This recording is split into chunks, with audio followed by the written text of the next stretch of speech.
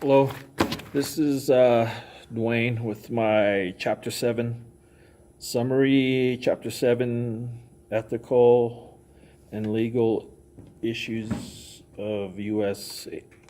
Education.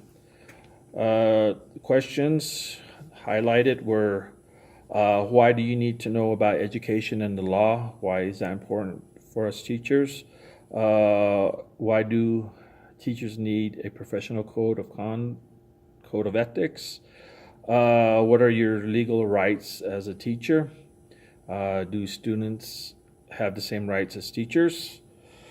And our legal and ethical responsibility as teachers.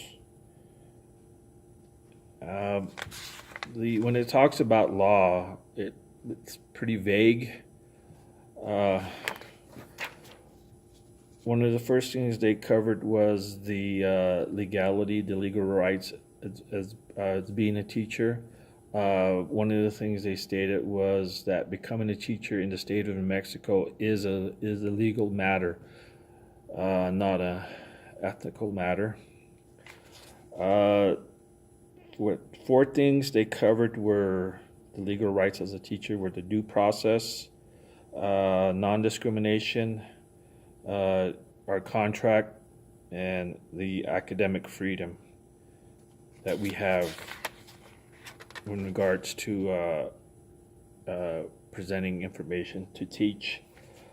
And they also covered our code of ethics, what we must legally do right, what we must do right, do the right thing. Setting a good example, and it mentioned that we have a legal obligation to behave and act right during when at work.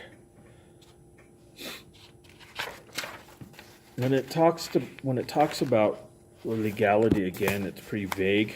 I mean, all legal stuff is pretty vague. And the laws are created in response to a certain situation. All situations are not the same. One of the things that I got from it was that the teachers, the law specifies the rights that and the responsibilities of teachers, but it doesn't address how we should handle a situation. And again, professional ethics provide a moral set of standards for the teacher. The law that we're covered under is the First Amendment, the Fourth Amendment, and the 14th Amendment, and also the non-discrimination. That was the civil rights in 1964. And other state laws, according being what state you're teaching at. Thing they covered was the due process when you are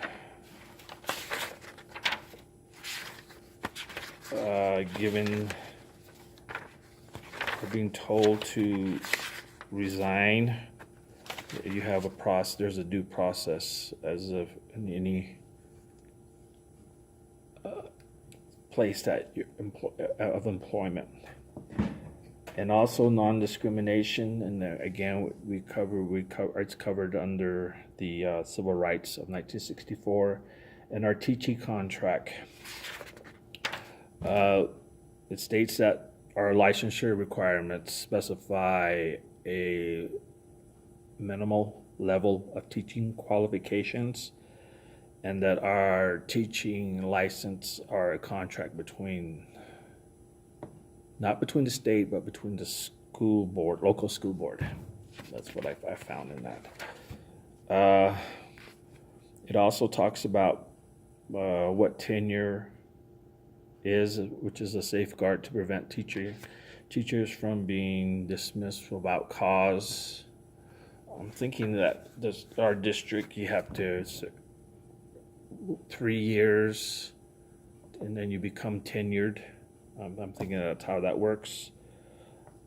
And they talked about academic freedom, right of teachers to choose both the content and the teaching method, and that falls under is protected under the First Amendment.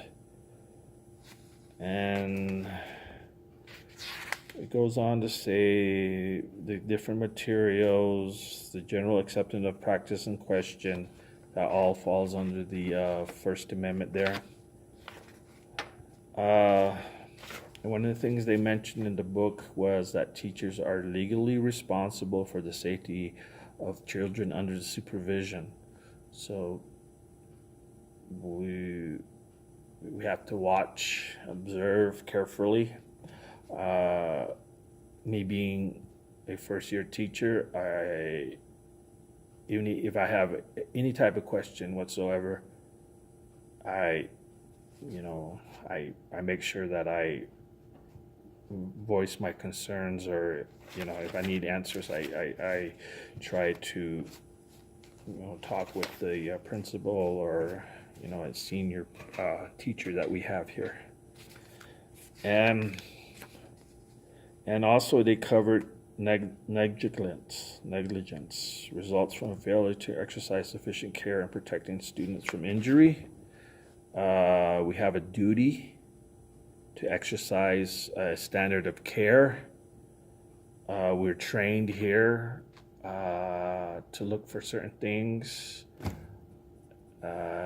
We were certified, and these trainings are online, so the risk factors involved in suicide, risk factors that are involved with drug use, risk factors that are involved in sexual conduct, those type of things, able to recognize situations where there's harm, whether it be exposures to substances, blood, things of that nature. This is what I heard from one of our trainings, and also I read it in a book, that as teachers, we're required to report any type of child abuse that we suspect, that we're protected, that we're required to report incidents, and we're covered under a law that protects if we act in good faith and without malice. It also talks about our private lives. Teachers are held to a higher standard of conduct than ordinary citizens. Our moral standards are not absolute, varying within specific communities. I live in an area where everybody seems to know everyone, so I'm under a microscope, I feel, at all times. And then they mention when teachers do break the law, the notoriety or the extent to which a teacher's behavior becomes known or controversial can determine the teacher's dismissal. Again, teachers' tenure is designed to protect teachers from political or personal abuses and assure that stability of the teacher force.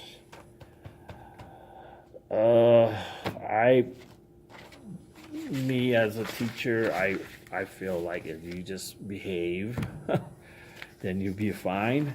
And if you have any questions regarding the legal part of it, or if you don't understand the specifics, then you need to contact someone who could help you with that. And it also went over the legality issues of students and parents, and they also, the first Fourth and 14th Amendment, they fall, that their questions or their concerns also fall under those guidelines, which is the freedom of expression, censorship,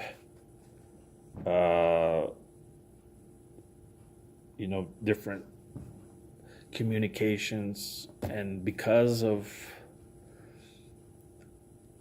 censorship in regards to media, a lot of these, the legality, the laws are pretty vague only because everything is changing,